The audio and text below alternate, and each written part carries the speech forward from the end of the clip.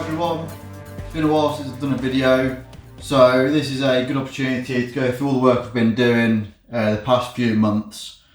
I've been doing heaps of work on this bike.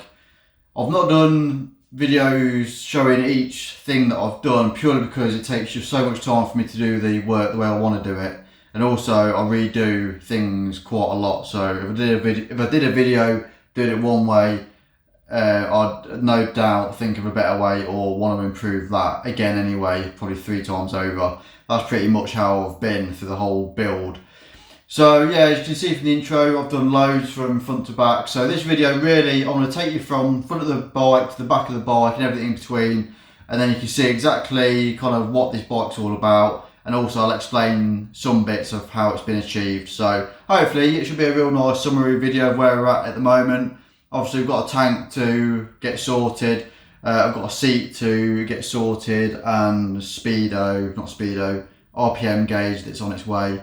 And just a few finishing off bits, but those few bits will still take quite a bit of time, you know, by the time we've got the tank done or found someone to do the tank. Same for the seat and the lights and stuff. But you know, I'd probably say it's an 80% complete bike. All the fundamentals are completely finished, such as the mechanics of the bike, completely done. The electrics, in terms of the primary electrics, so it will start, it will charge, it will run, that's all been wired in and completed. So it's just a case of actually wiring in the cables I've already done for the switchgear into a nice loom for the ins and outs on the Moto Gadget unit. So yeah, I'll show you a close-up of the things that have been done, and yeah, a brief explanation as well. So I'll start at the front of the bike. I'll try and rattle through this as quick and concise as I can, with obviously what it is, you'll see what it is, but then a brief explanation of maybe how I did it or what it involved. So, as some people might be aware already, the forks themselves are 35mm standard Yamaha XS650 forks in terms of the looks of them, apart from the shrouds. But then I've refinished the whole outside, and then they've been redone internally with emulators, springs. Obviously it's got the modified dampening rod in there for the emulators to take over the dampening. So these forks are actually fully adjustable, dampening rebound and preload. So these are, for argument's sake, a full spec, race spec fork, if that makes sense. These are probably high spec forks and on some of my race bikes by absolute miles. So if you want to adjust the dampening on this, you would have to take the cap off, the adjustable preload cap off, pull the fork internals out, which isn't a massive deal to be quite honest, as long as you don't lose too much oil. You can pull the emulator out, adjust it, put it back in, obviously do it all up. I'm not going to do any of that because I've set them, well, they should be pretty much perfect. So I've set them to spec, to what was recommended by the manufacturer. And they are Race Tech emulators, not the cheap ones. So they are the proper jobs. So the wheels, as you can see, the rims are Takasago XL rims. This one is a 18-inch rim. The rear one is a 17-inch rim. The main reason I did that combination is purely, this is a 110 tyre, that's a 150 on the rear. I wanted a 110 in the front, so this 18 and 17 combination is quite common on some of the Triumph Speed Twins, or whatever they're called. And the geometry of the rake and trail, I always get mixed up. Basically, this is just a little bit more suited. It won't make the bike twitchy or nothing, although I think you have to go a long way to make this bike twitchy from when I've rode it in the past. But anyway, this has got about, I think it's about a 4-inch rake or trail. Always forget which one I'm on about until I'm actually doing it. But trail, I think is what I mean. So the brakes are twin Brembos mounted to these lovely adapter plates that all match with the forks. Obviously got twin 320mm Brembo discs on the front, and it's all bolted to a billet aluminium front hub. So moving up to the switch gear and the handlebars. So I've got I'm running Brembo master cylinders for the hydraulic clutch and obviously the brake.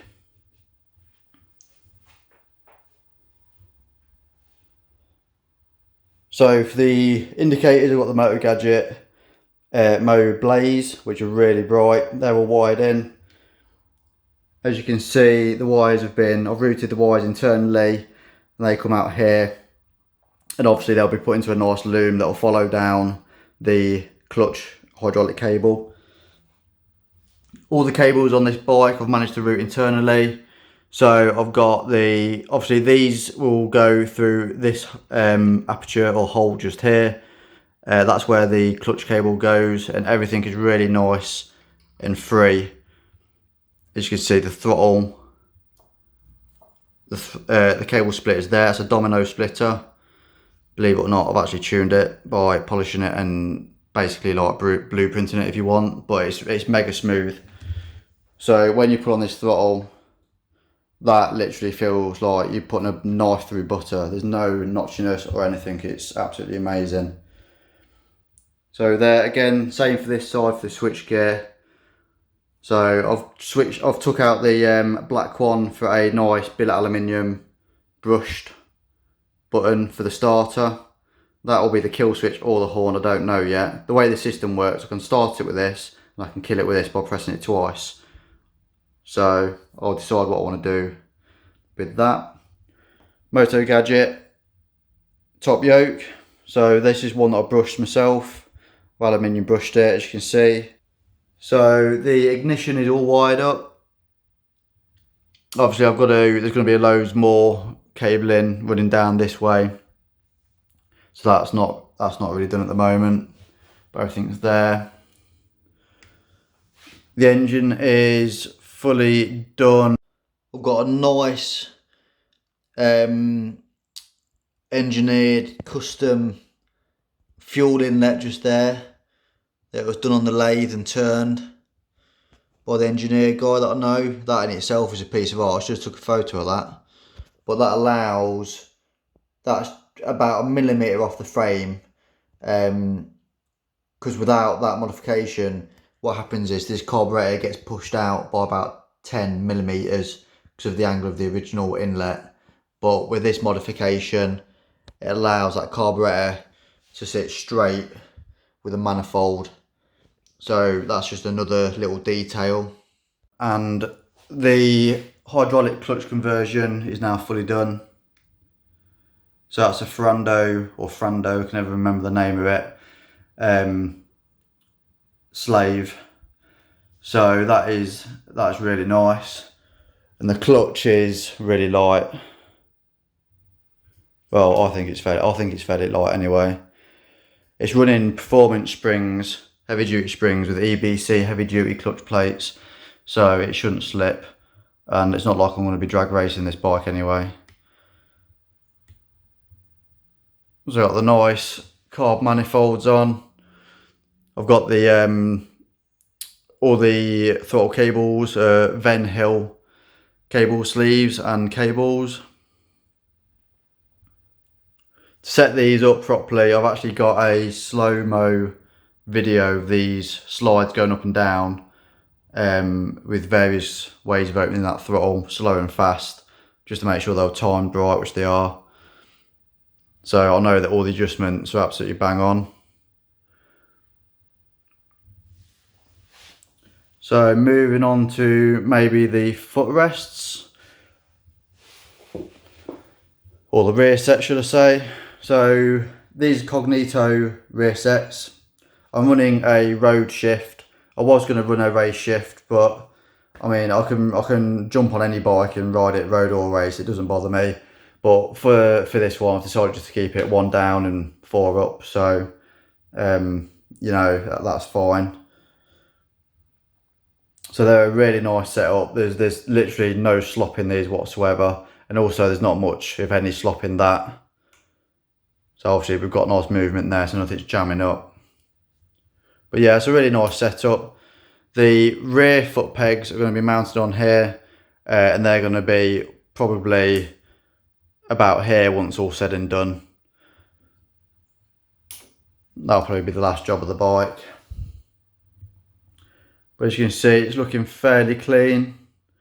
So while we're in the middle of the bike, obviously I've been doing heaps on the electrics. So this has been the main job at the moment. So I had this battery box fabricated. As you can see, it leaves plenty of room for everything. It's a really nicely made and proportioned, well, as far as the box goes anyway. So the idea was with this, I've kind of built the engine to be, you know, low down torque, and that's why it's got the spec it is.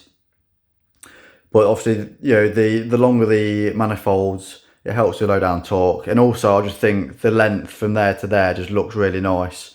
It gives it almost that sort of power sport look, or power boat look, or whatever you want to call it, especially with these massive DNA pod filters on.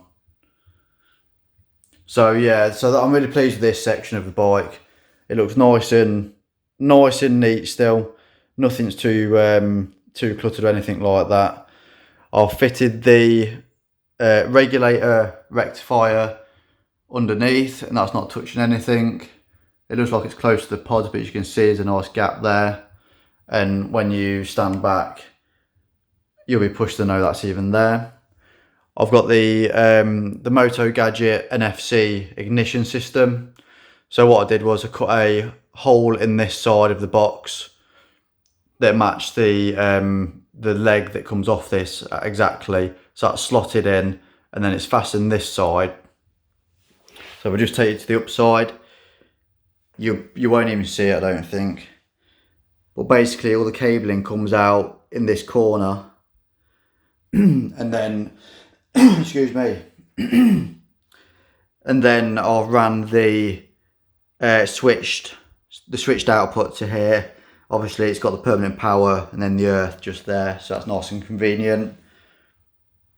So yeah, the electrics has been excuse me, so the electrics has been a bit of a learning curve. I've done loads of electrics in the past on crash test dummies, believe it or not. I used to build some really expensive £1 million ATDs, they're called. So a lot of the electrics used to be massively compact in them. So this, although it might look compact to some people, is that's heaps of room for me to work in.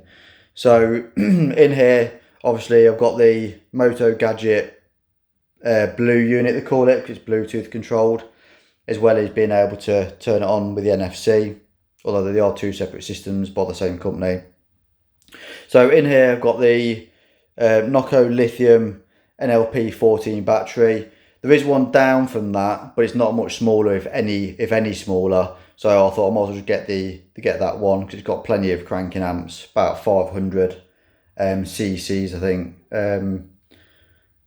CCAs, whatever they call them, cold cranking amps. So it's massively beefy, but it's a very small battery for what it is.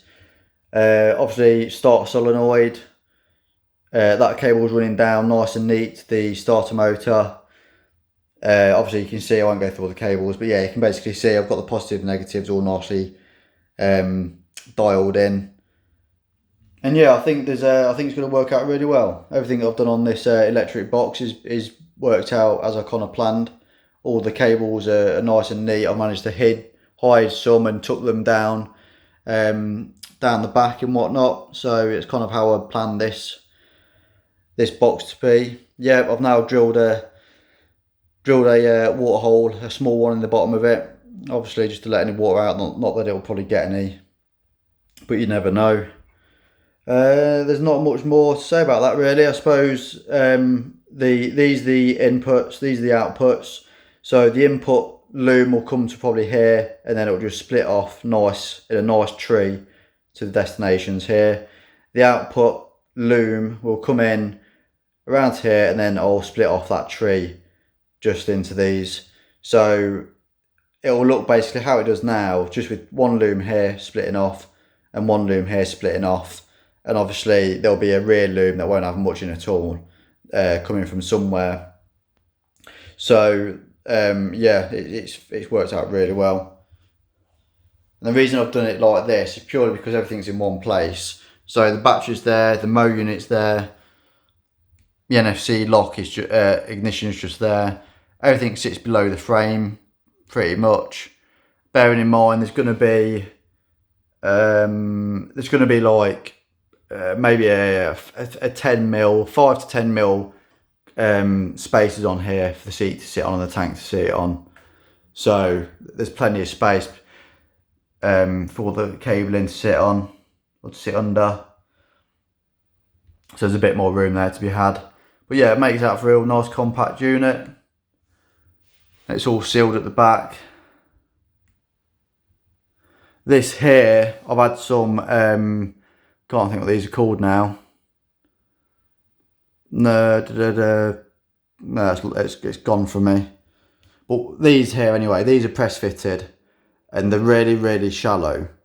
So these have all got screws in, but obviously you can't even see any of the screws because I've made sure they're all flush. So that's literally, you can't even see where anything's fastened, which is exactly how I wanted it.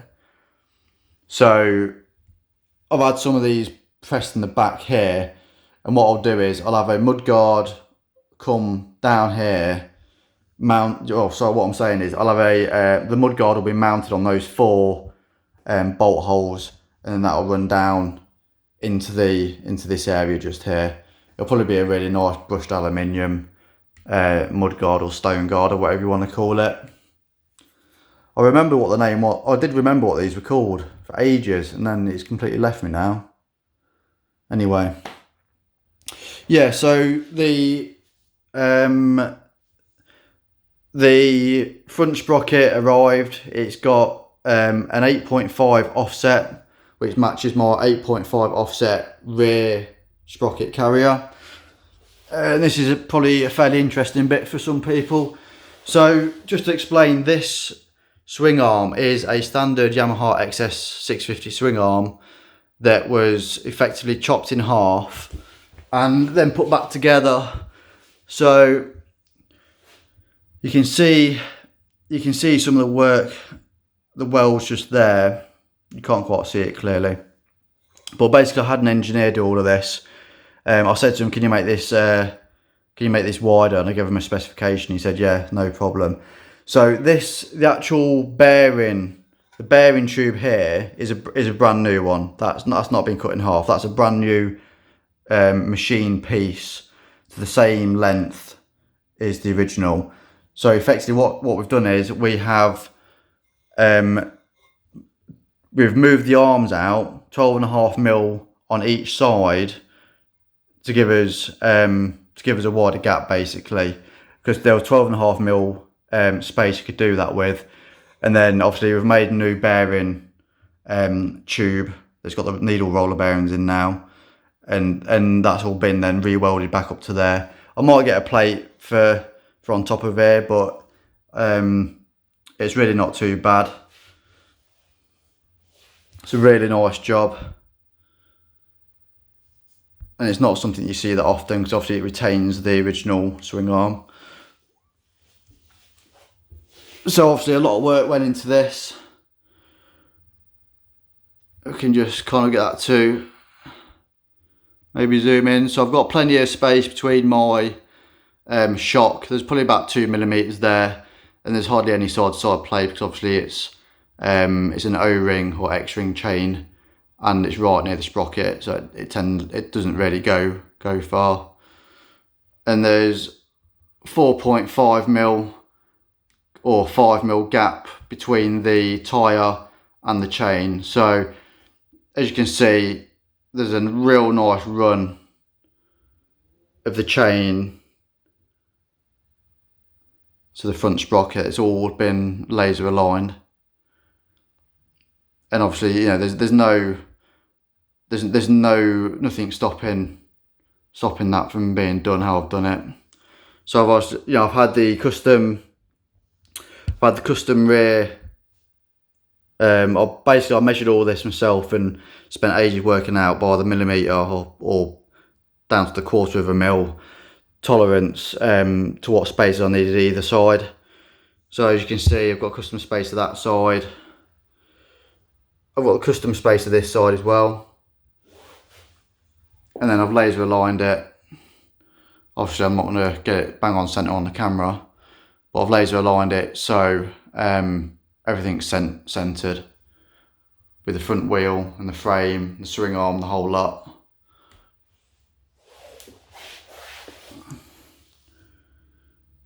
So on this side I've got a Brembo caliper to match the front. So the front of P4s, this is a P2 from memory. And then I've I've not made, but I designed this caliper stay bar. So I measured it out, I bought some bits, and then my machinist machined me some custom nuts, and he refinished these fixings. So it looks really nice and it's really strong. It's 10mm stainless steel bar. I think it goes really good with this side of the swing arm. So moving on to the rear brake. So I've got a Brembo master for the rear brake. This isn't how this kit is usually fitted. It doesn't usually utilise a Brembo, but I figured out that a Brembo can easily go on there.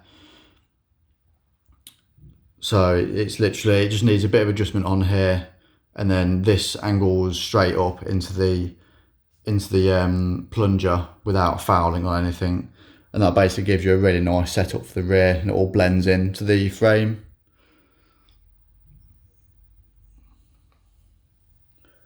So that is pretty much it. All the O-rings have been done to my weight. Again, they've all been spaced out accordingly to what they needed to be. I think pretty much that is the overview. If there's anything that you see that I've not mentioned, just let me know. Obviously there's quite a lot of information on that engine, to what I did with that. That was really big.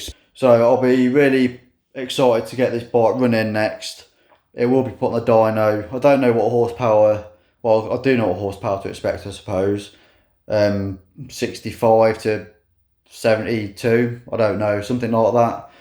Maybe other people got more knowledge than me. I've got no knowledge of dyno in this sort of bike. But yeah, I mean, from what I've researched, anything between 62 to 73 for whatever, something like that, which would be nice. About the same horsepower as a Triumph 900 or something. So yeah, it's coming along really well. I'm really happy with everything that I've done to it. And yeah, next job will be tank, seat. I've got a front light. I just need to make a mount for it, or design a mount, then I'll give that to someone to fabricate. And that's pretty much it. I've done some really long nights on this. If I sound absolutely shattered and a bit demotivated, it's because I was up till 3 o'clock this morning. So yeah, I went to bed at 3 this morning because I was working on the electrics, because I just want to get them done. Oh, one thing I should mention is I can't underestimate, or no one should underestimate how much this drains you doing a build like this. You know, this is not something that comes easy. This is fucking hard work. It's the first thing I think of in the morning, the last thing I think of at night. And it is an absolute labour of love. I absolutely love this bike. You know, and it's going to feel amazing once it's built and I get on it and I can do my running in schedule of the engine and shakedown test and all the rest of it. I'll probably take it to one of the racetracks. One of the guys that I know that can just let me do what I want on there, just get it running and whatnot. Well, that's a recipe for disaster, but maybe I'm better doing it on the road. But yeah, it's hard. It's really hard work. You know, I'll do something, and then I'll beat myself up about how I could have done that better, and then I'll do it better, and then hopefully that's good enough. And if it ain't, I'll do it again. You know, that's just who I am. Unless in my eyes it's perfect, it's wrong. So I am my own worst criticiser. Do you know what I mean? Like, it's got to be right, or it ain't going like that. But for me, that's what I enjoy. I enjoy getting something to the absolute infinite moment of that being as best what I think I can get it, and then I'll be happy then. And if it ain't, then I'm not happy. And if I think I'm happy, I'll come back a week later and still redo it. So I know now, if I'm not happy straight away, just redo it. So, I mean, the electrics, I was up till 3 last night to 3 this morning doing those. And I thought, I'm not too sure about them. But to be honest, I got on with it. I've done it methodically. I changed a few bits. I'm talking like details of like how I heat shrink stuff. It's ridiculous. It's like the most minute details. But to me, that's what makes something look good. When you look at something and you can see the amount of detail that's gone into it, that for me, that's what makes it look quality. That's the way I am. And that's kind of like what I like. That's what I enjoy. I enjoy making something that looks really good, So what I've done is basically, that's kind of my thought pattern for the whole process of this build.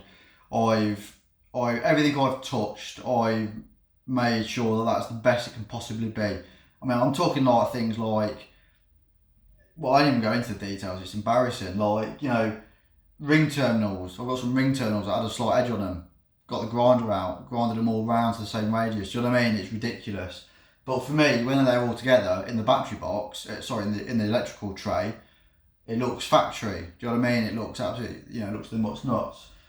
So I think what I'm saying is everything I've done is I've treated it as a piece of art. Whether it's the hubs on the wheels or the wheels, I'll move on to something else and then something else. And what I think I'm getting is if I treat every single component like that, once you've built a motorbike and you stand back, hopefully some of you will agree that you'll get something like this and it all comes as one thing that can look pretty special in the end. So I was the same with the race bikes. All the race bikes I raced, I was exactly the same. I could spend hours on race bikes and then destroy it the same year, but that's just the way I was. I wanted it to be completely as best as I could have it under me, and then I just felt better. I think that's what it is. This ain't gonna near a racetrack. I do want to take it to maybe a hill climb, but fucking hell, if I crash that, I think the missus would fucking kill me. So, cause it ain't just my sacrifice. It's do you know what I mean? It's family time as well. So, but yeah, so I won't rattle on too much now because I'm getting really tired. I probably should get some sleep, and it's Mother's Day tomorrow. So, I think that's the objective tomorrow. Well, I'll probably still end up in there. So yeah, any questions? Just leave them in the comment section. I'm normally about to just do a quick reply or whatever. So yeah, I can't wait to see it running just as much as some of you. So hopefully not too long, maybe 4 months, maybe less. What I tend to find is other people doing stuff for me can really fucking fuck me up, because they'll say it takes a week and 1 month fucking later they still ain't done it, which really pisses me off, because it can hold people up so much. I'd rather just people say it takes a month, but whatever, it's just the nature of the beast. Dealing with people is the hardest part of doing a custom build by absolute miles. The mechanics and the building, it's piece of piss.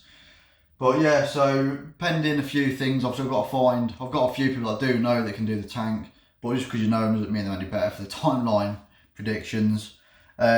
But yeah, hopefully maybe 3 months and we'll have a finished bike. Maybe not, we'll see. Alright, cheers guys.